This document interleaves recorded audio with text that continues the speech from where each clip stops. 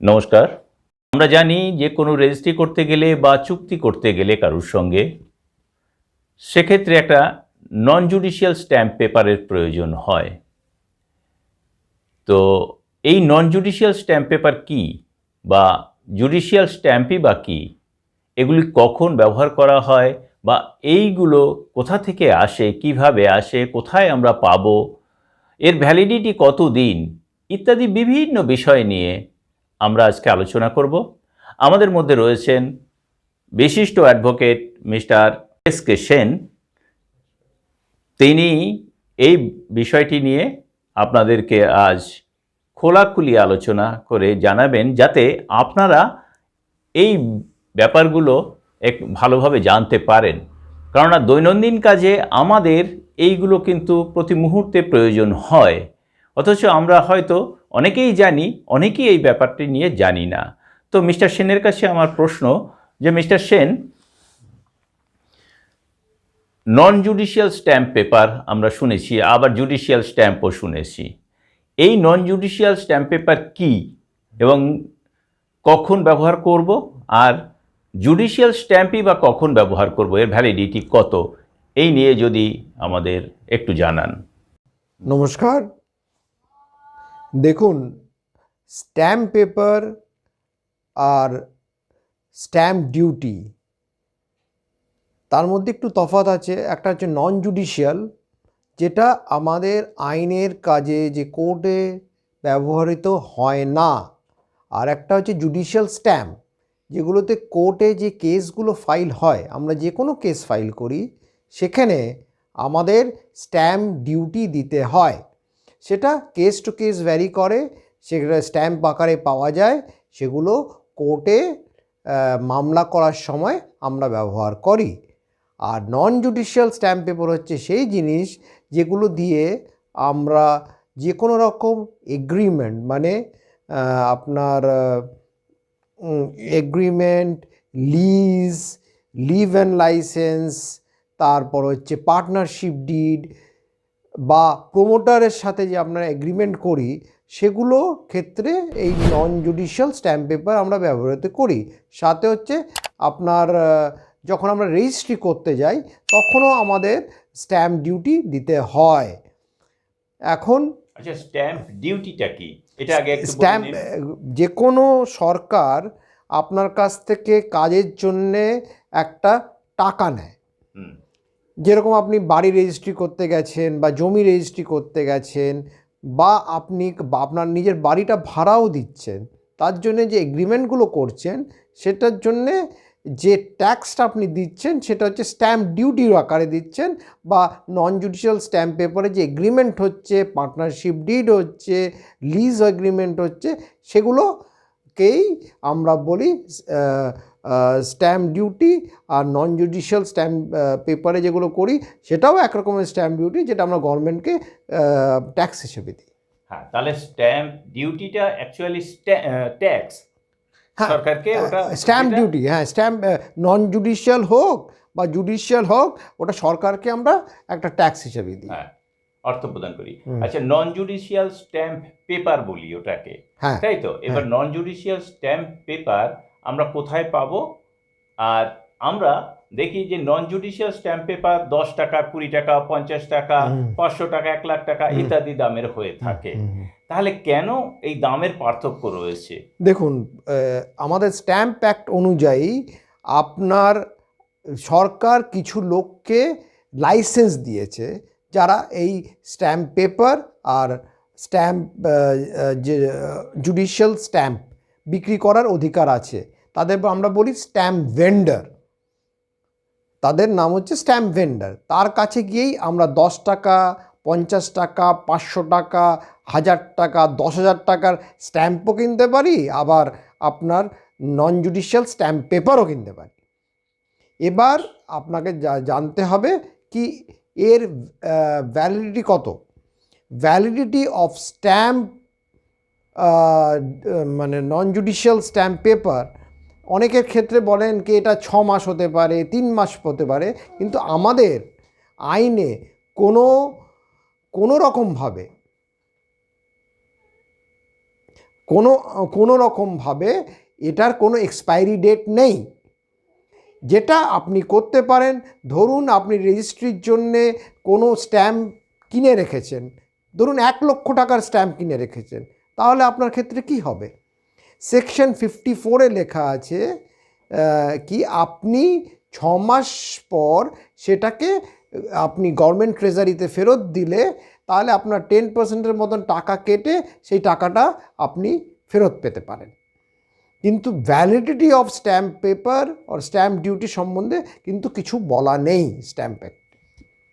আচ্ছা, আমরা অনেক সময় শুনে থাকি যে এটা 3 মাস ভ্যালিডিটি বা 6 মাস ভ্যালিডিটি, এরকম ভ্যালিডিটি এক্সপায়ার ডেট বলে কিছু হয় না। না না, কারণ ভেন্ডর যখন ওই একটা পেছনে নাম লিখে একটা তারিখ বসিয়ে দেয়, সেই তারিখ থেকে নাকি ভ্যালিডিটি তৈরি হয়। এরকম কিছু কি আছে? হ্যাঁ, যেই সময় আপনার ভেন্ডর আপনাকে ইস্যু করছে একটা নন জুডিশিয়াল স্ট্যাম্প পেপার, তখন থেকেই সেটার ভ্যালিডিটি শুরু। কিন্তু ভ্যালিডিটি শেষ কিনা, শেষ কবে হবে, সেটা কিন্তু কোনো স্বচ্ছ ধারণা আমাদের স্ট্যাম্প অ্যাক্টে দেওয়া নেই। আচ্ছা, তাহলে আমরা এই 50 টাকা, 100 টাকা, 10 টাকা, 20 টাকা এটা কখন কখন ব্যবহার করব? দেখুন, কোন সময়ের ক্ষেত্রে কত টাকা স্ট্যাম্প পেপার কিনব, সেটা কিন্তু আমাদের স্ট্যাম্প অ্যাক্টে বলা আছে, ইন্ডিভিজুয়াল স্টেট ঠিক করবে। অ্যাজ ফর এক্সাম্পল, আমরা 10 টাকারও করতে পারি, আপনার স্ট্যাম্প পেপার কিনে নন জুডিশিয়াল কিনে একটা টেনেন্সি মানে ভাড়াটিয়া এগ্রিমেন্ট করতে পারি, ঠিক আছে? কিন্তু আবার অনেক জায়গা আছে এটা 10 টাকা না, এটা 100 টাকার স্ট্যাম্প পেপার লাগবে, সেটা কিন্তু ইন্ডিভিজুয়াল রাজ্য একটা ঠিক করে তাদের রাজস্ব আদায়ের জন্য। আচ্ছা, তাহলে এর কোনো মিনিমাম নেই আর ম্যাক্সিমামও কোনো ব্যাপার নেই। আপনার পাওয়ার অফ অ্যাটর্নি যেটা আছে সেটা আমরা নর্মালি 500 রুপিসে হয়, আবার এটা অন্য রাজ্যে গিয়ে দেখা যাবে এটা 5,000 টাকায় লাগছে। আচ্ছা, এর ডিফারেন্স আছে। তাহলে জমি রেজিস্ট্রি করার ক্ষেত্রে আমরা স্ট্যাম্প যে পেপার সেটা মিনিমাম কত টাকা কিনতে পারি বা ম্যাক্সিমাম কত টাকা কিনতে পারি, এই জাতীয় কোনো কিছু রুল আছে? না, এখন জমি রাজস্ব কত টাকার স্ট্যাম্প লাগবে সেটা ওখানকার সাব রেজিস্ট্রার আপনাকে বলবে। আচ্ছা, আপনাকে এত টাকা স্ট্যাম্প লাগবে, এত টাকা স্ট্যাম্পের পেপারে আপনার হবে, বা যদি আপনি কিনে ফেলেন তার থেকে কম, তাহলে আপনি ডেফিসিট স্ট্যাম্পটা দিয়ে স্ট্যাম্প কিনে ওটা অ্যাটাচ করে আপনি ওটা জমা দিতে পারেন। আচ্ছা, এটা আপনি যে কোনো ইন্ডিভিজুয়াল বিএলআরও অফিস বা যে কোনো মানে সরকারি অফিসে যেখানে রেজিস্ট্রি জাতীয় জিনিস হয় সেখানে আপনি জানতে পারবেন। কোর্টে গেলে কোন কেসে কত টাকা আপনার স্ট্যাম্প ডিউটি লাগবে, মানে আপনার জুডিশিয়াল স্ট্যাম্প লাগবে, সেটা ওখানকার কোর্ট অফিসাররা বা কোর্টের যে অফিসিয়ালসরা আছে তারা আপনাকে বলে দেবে এত টাকার আপনাকে স্ট্যাম্প ডিউটি দিতে হবে। আচ্ছা, দেখুন অনেক সময় আমরা নন জুডিশিয়াল স্ট্যাম্প পেপার ছাড়াই সাদা কাগজে কোনো একটা এগ্রিমেন্ট করলাম, কোনো একটা ওই রেভিনিউ মেরে, এই জাতীয় পেপারের কোনো বৈধতা আছে নাকি নন জুডিশিয়াল স্ট্যাম্প পেপারে কোনো চুক্তি হলে তার বৈধতা বেশি আছে, বা ওর কোনো বৈধতা নেই বা বৈধতা আছে? এই ব্যাপারে আপনার একটু মতামত কি? দেখুন, আপনারা যখন কোনো রকম এগ্রিমেন্ট করতে যাচ্ছেন আর যে কোনো কিছু করতে যাচ্ছেন, আমার বক্তব্য হচ্ছে আপনারা একটা নন জুডিশিয়াল স্ট্যাম্প পেপারেই করবেন, কেননা এটা করে এটা নোটারাইজও করতে পারেন।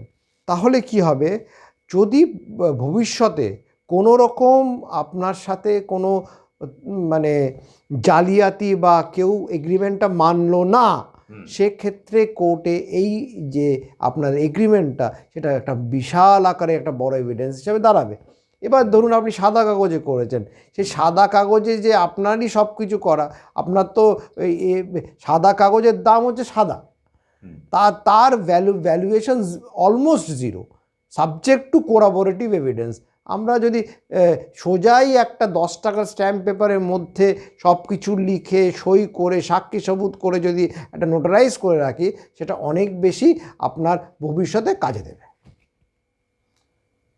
আচ্ছা, তাহলে স্ট্যাম্প পেপার কিনতে আমাদের সাধারণত কোর্টের যারা ভেন্ডর রয়েছে নির্দিষ্ট তার কাছে কোর্টে কিনতে পারবেন, এছাড়া এটা কি কোনো দোকানে বা পাবলিকলি এটা কি বিক্রি করা যায় না বা পাওয়া যাবে না? না, এক্স্যাক্টলি কোর্টে পাওয়া যেতে পারে, আপনার রেজিস্ট্রি অফিসে পাওয়া যেতে পারে।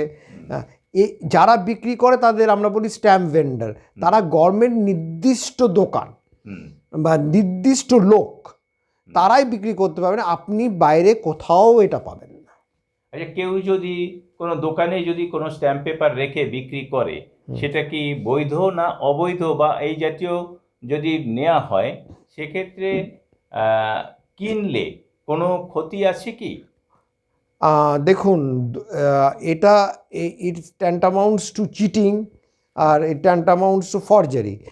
আর এই সব ক্ষেত্রে আমি একটা কথাই বলবো যে আপনারা যে যথাযথ মূল্য দিয়ে যথাযথ জায়গা থেকে জিনিসপত্র কিনবেন, আর ওই সব জায়গায় আপনার অনেক জায়গায় আবার নকল স্ট্যাম্প পেপার বিক্রি হয়, সে তার হাত থেকেও বাঁচবেন। এটা যে আসল কি নকল সেটা আপনি জানবেন কি করে, আপনার হাতে তো কিছু নেই। কিন্তু যারা অফিসিয়াল স্ট্যাম্প ভেন্ডার্স আছে, মানে কোর্টে আছে, বিএলআর অফিসে আছে বা রেজিস্ট্রি অফিসে আছে, তারা নর্মালি গভর্নমেন্টের রেজিস্টার্ড, তারাই বিক্রি করার জন্য লাইসেন্স প্রাপ্ত, তাদের কাছ থেকে এইসব জিনিস পাওয়া একটু শক্ত। আচ্ছা, তাহলে মিস্টার সেনকে অসংখ্য ধন্যবাদ বিষয়টি আলোচনা করার জন্য। নমস্কার, ধন্যবাদ।